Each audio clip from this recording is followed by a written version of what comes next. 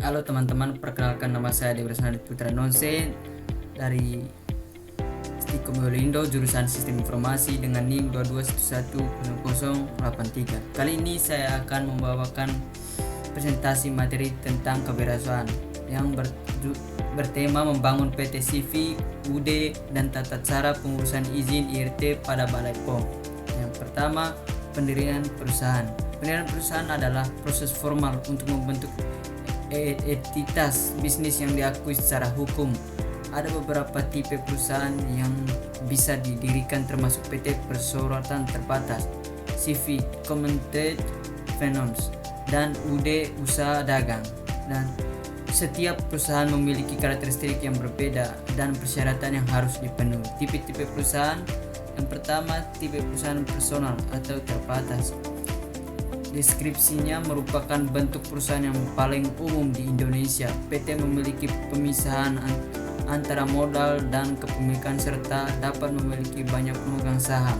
Persyaratan minimal 2 pemegang saham, modal minimum 50 juta, akta pendirian dan pengesahan dari notaris. Yang terakhir, NPWP, nomor rekening wajib pajak. Tipe perusahaan kedua, CV Common Trade Finance, merupakan bentuk perusahaan yang terdiri dari sekurang-kurangnya 2 orang yang bertindak sebagai sekutu aktif dan sekutu pasif. Sekutu aktif bertanggung jawab penuh terhadap kewajiban perusahaan, sedangkan sekutu pasif hanya bertanggung jawab sesuai dengan jumlah modal yang disetorkan. Persyaratan minimal 2 sekutu aktif dan 1 sekutu pasif. Modal disetorkan oleh sekutu pasif, akta pendirian dan pengesahan dari notaris, NPWP, nomor pokok wajib pajak. Yang terakhir, usaha dagang merupakan bentuk perusahaan yang paling sederhana, tidak memiliki pemisahan antara modal dan kepemilikan sehingga pemilik bertanggung jawab penuh terhadap kewajiban perusahaan.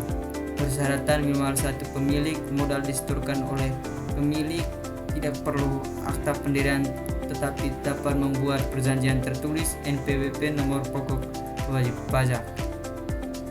Pendahuluan tentang pembangunan PT. Yang pertama, pendirian PT Perseroan Terbatas merupakan salah satu badan usaha yang paling umum di Indonesia.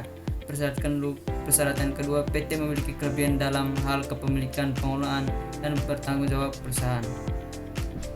Yang kedua, pendahuluan tentang CV. Pendirian CV Common Trade Finance adalah salah satu bentuk badan usaha yang populer di Indonesia. Persyaratan kedua, CV memiliki kelebihan dalam hal kepemilikan dan pengelolaan bersama antara sekutu aktif dan sekutu pasif. Pendahuluan tentang pembangunan UD. Pendirian UD atau usaha dagang adalah bentuk badan usaha yang sederhana dan fleksibel. Yang kedua, UD memiliki kelebihan dalam hal kepemilikan dan pengolahan yang mudah. Terakhir, tata cara pengurusan izin IRT pada Balai POM. Balai POM, Badan Pengawas Obat dan Makanan, memiliki peran penting dalam pengawasan dan pengaturan izin IRT, izin produksi pangan. Yang kedua, proses pengurusan izin IRT melibatkan pengajuan permohonan, pemeriksaan dokumen, dan verifikasi produk. Tipe-tipe perusahaan. Dalam membangun sebuah perusahaan di Indonesia, terdapat beberapa jenis badan usaha yang dapat dipilih antara lain Perseroan Terbatas PT, CV, UD. Setiap jenis badan usaha memiliki persyaratan pendirian yang harus dipenuhi sesuai dengan peraturan yang berlaku. Persyaratan pendirian PT, CV, dan UD. Persyaratan terbatas.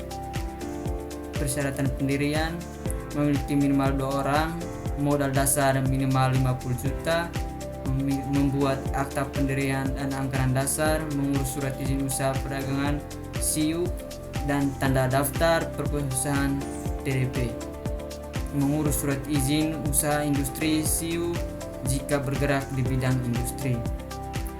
CV memiliki minimal 2 orang pendiri, terdiri dari 1 komplementer dan 1 orang komanditer, membuat akta pendirian dan perjanjian awal, mengurus surat izin usaha perdagangan SIUP dan tanda daftar perusahaan TDP.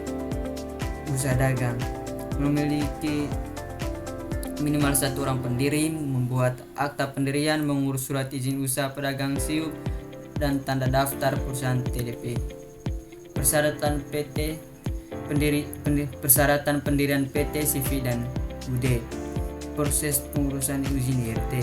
Untuk mendapat izin IRT atau izin usaha industri rumah tangga, langkah-langkah yang dilakukan adalah sebagai berikut: persiapan dokumen, membuat surat permohonan izin usaha industri rumah tangga. Yang ke B, melampirkan salinan KTP permohonan. C, melampirkan salinan NPWP permohonan, melampirkan surat keterangan domisili usaha. Kedua, pengajuan permohonan, mengajukan permohonan izin usaha industri rumah tangga ke Balai POM setempat. Pemeriksaan. Yang ketiga, pemeriksaan dan verifikasi. Yang pertama, Balai POM akan melakukan pemeriksaan dan verifikasi terhadap dokumen yang diajukan. 4. Pembayaran biaya.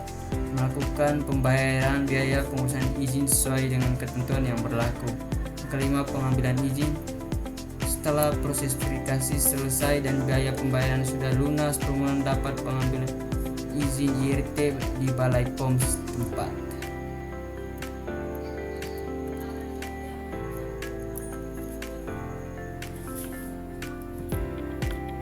Tata cara pengurusan izin IRT Balai POM. Dalam presentasi ini telah disampaikan informasi mengenai pembangunan PT, CV, UD, dan tata cara pengurusan izin IRT pada Balai POM. Berikut adalah kesimpulan presentasi ini. PT Perserotan Terbatas.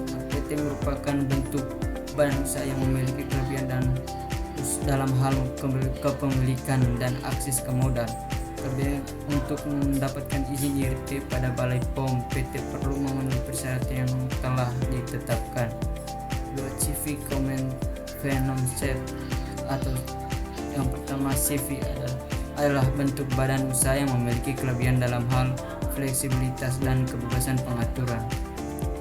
Yang ke B, untuk mendapatkan izin IRT pada Balai POM, CV perlu memenuhi persyaratan yang telah ditetapkan. Yang ketiga, usaha dagang. Usaha dagang bentuk badan usaha memiliki kelebihan dalam hal sederhana dan mudah didirikan. Yang kedua, untuk mendapatkan izin IRT pada Balai POM, UD perlu memenuhi persyaratan yang telah ditetapkan. Yang keempat, tata cara pengurusan izin IRT pada Balai POM.